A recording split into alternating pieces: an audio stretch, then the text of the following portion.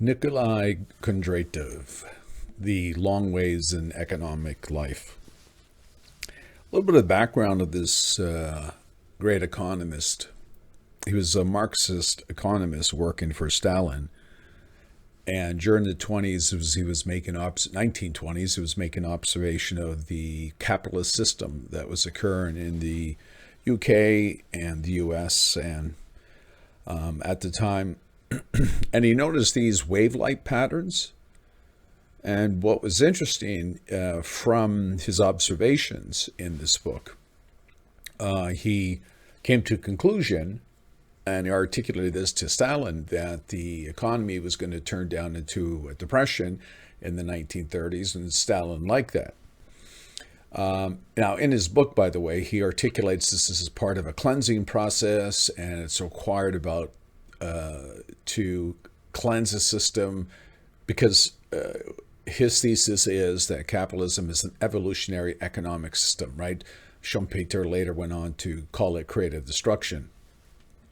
Now, unfortunately, he did articulate that it would come back stronger, and for that, he was sent off to Siberia. He was imprisoned, and then in the 1937, I believe, he was shot and killed. So that's why there's a lot of us who, give a tip of the hat to Kondratiev, to the discovery. And this is what I'm doing here, right? Just passing on his work. But we've learned a lot since that time. There's a lot more information that we can apply today, and which I'll articulate in a bit. But this video, again, my goal is just to keep it really short. But again, he was correct in forecasting to come back stronger. And it's interesting, we're another point in the cycle. Now, it was Schumpeter who came out with Business Cycles 1 and 2. It's a fabulous book for any historians. And, he's the one that actually covers Kondratiev and the Kondratiev cycles. Now, what's interesting is that Schumpeter also added to the work of Kondratiev, and in that he looked at the cycles, and the long wave was turning down, the Kuznets cycle, it as the real estate cycle, and the business cycle were turning down. Now, we have that currently, and this is why people like myself are talking about economic winter. And this is a stage to purge the system of too much unproductive debt, instill the new system. Because if you look at the monetary system is not sustainable, the asset bubbles aren't, definitely the real estate markets aren't sustainable because it's built up on credit and record low interest rates. That's come to an end. The sick care system, healthcare system, the education system, these are all not sustainable in their present form. Within the next 2 or 3 years, we'll see that we're going to face a crisis in those areas. Okay, here is Kondratiev's cycles, and that K3 peak in the third one there, that was around World War I, and the troll there was actually in the 1930s. Now, this wave has been extended, fooling people that there is no Kondratiev cycle.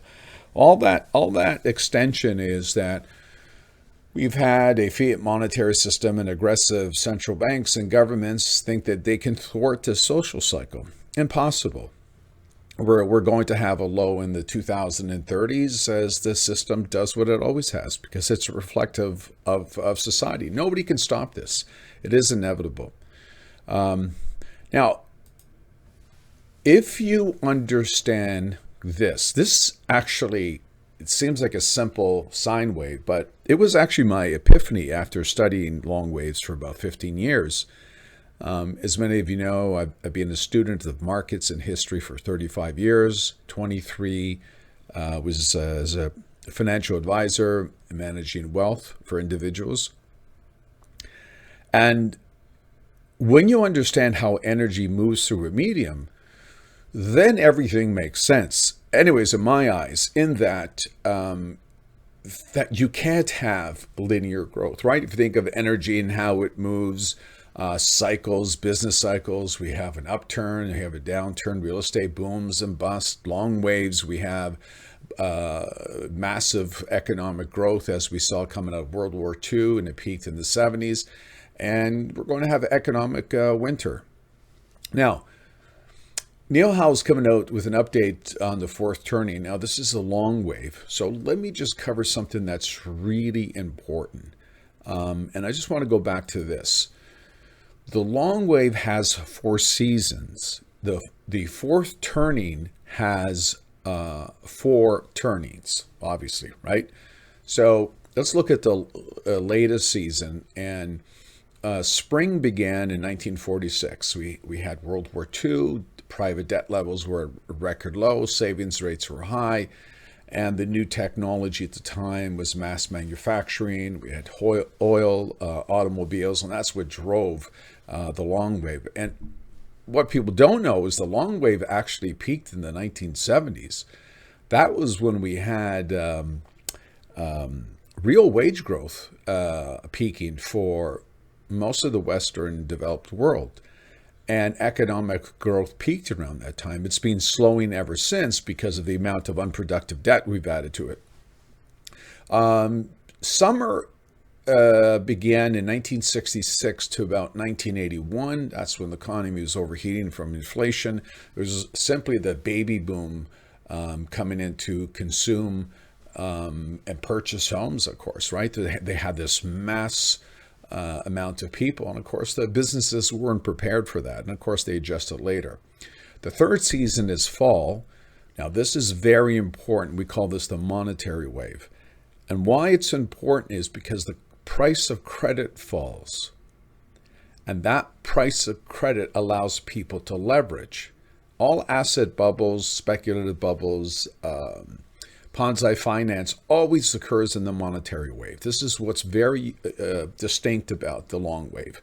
It's impossible to have an asset bubble in real estate unless the price of credit is falling. And we had that secular, and this is what extended the long wave, a secular fall of interest rates for 40 years, which bottomed a year and a half ago. And what's unprecedented, people have leveraged from there. So that is a concern. But winter, which we are about to enter into, and this is why I've launched this website and service, is really a volatile period where we work out all of the rot, the corruption, we clean out the debt, to restructure the economy toward the productive economy. Because again, you know, these people who are bullish on real estate don't realize that the real economy cannot support the Ponzi finance. It's impossible mathematically. Right? We're going to have deflation, which is a normal part of the cycle. Now, these are really the cycles, and there's multiple ones. It's just to give you an idea. If we know, you don't have to worry about understanding this, but if you know where we are in each of those cycles, it will give you an indication of where we're headed. And that big, very long one at zero, that was 1946. We peaked in the 70s. That bottom is going to occur in about the 2030s. It could start next year. We're going to have to see as the real estate crisis unfolds.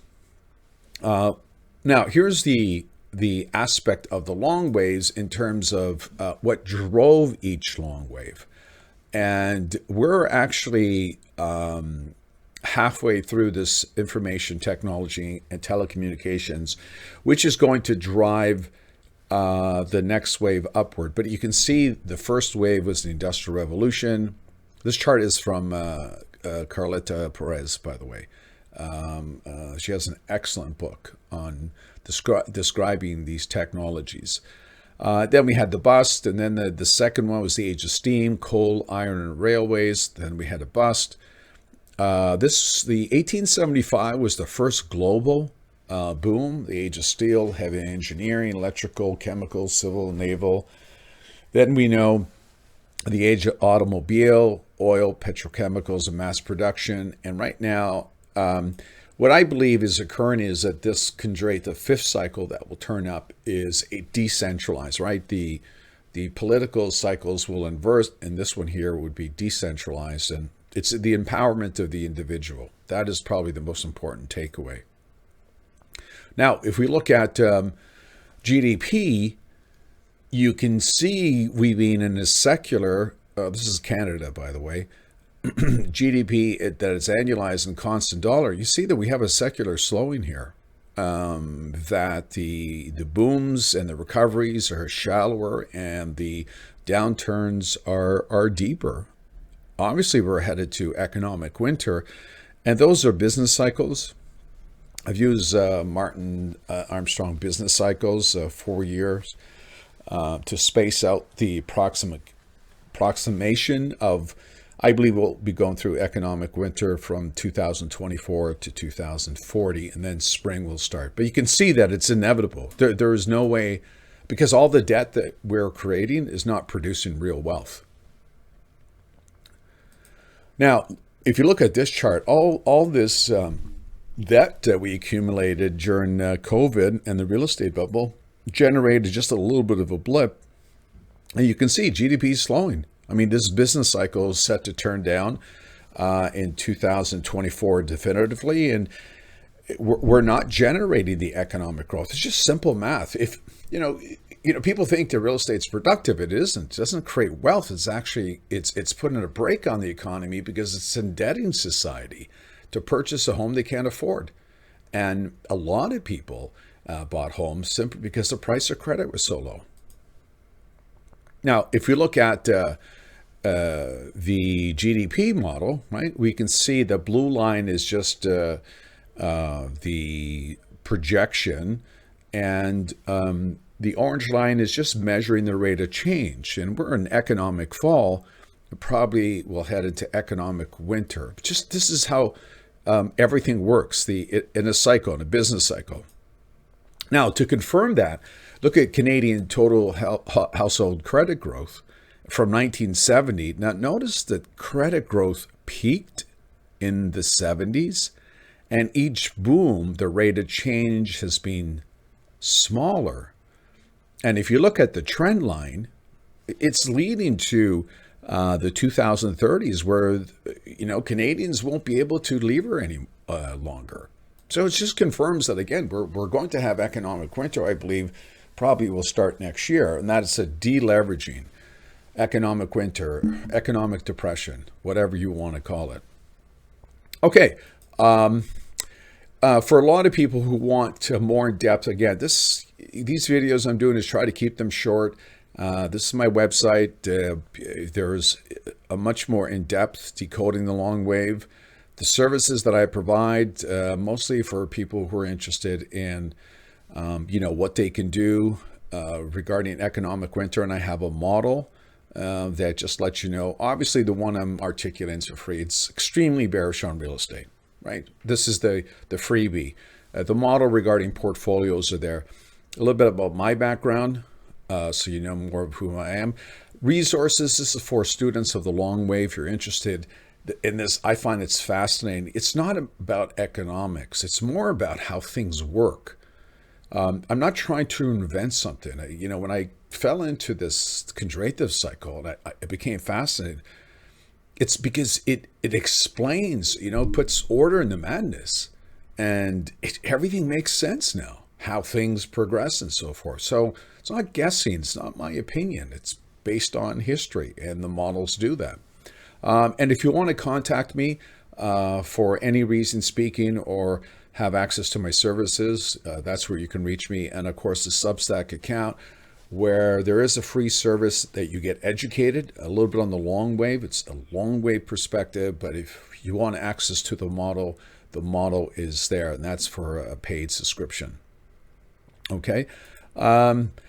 Questions. Yeah, I'm liking the comments, and people are sending me direct messages. They really like this. I'm trying really hard to keep it short and simple, impactful, red pill you very slowly, because the long wave, the information is very detailed, and I'm trying to write a book that simplifies the whole process. So I hope this helps. It was a short video, and to educate you, and let me know. Let other people know about this, and I'll try to answer the comments as I do this more often. Thanks for listening. We'll talk soon.